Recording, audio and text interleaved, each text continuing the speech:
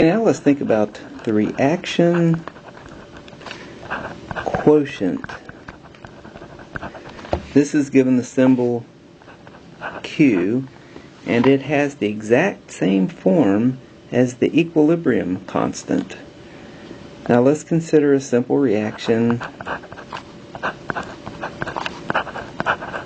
We know the equilibrium constant, say in terms of concentration for this reaction, would be the concentration of the product over the reactant, and we raise each to their respective powers in the balanced equation. The reaction quotient has the exact same form, only these do not have to be equilibrium concentrations.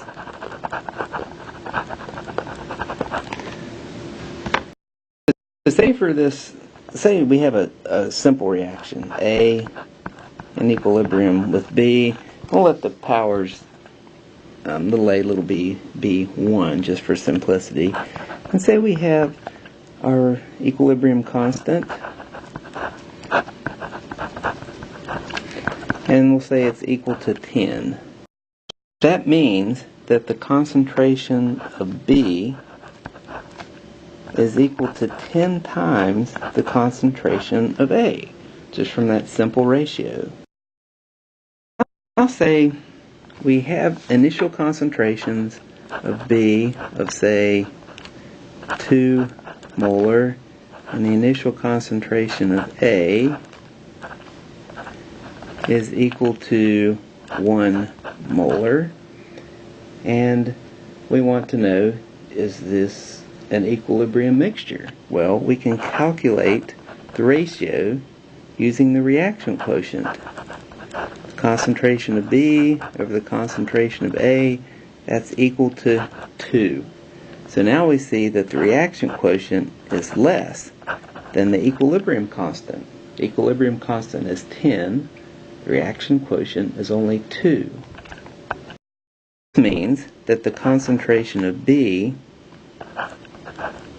is only 2 times the concentration of A. Therefore, we don't have enough B to be at equilibrium. Therefore, the reaction is going to go to the right to increase the concentration of B and decrease the concentration of A until the concentration of B becomes 10 times the concentration of A. So we can use the reaction quotient to predict which direction the reaction will occur and proceed. So if Q is less than the equilibrium constant, that means we don't have enough product, and the reaction will go toward product. However, if Q is greater than the equilibrium constant, then we have too much product, the ratio is too high in the reaction quotient. Therefore, the reaction will go toward the reactants to achieve equilibrium.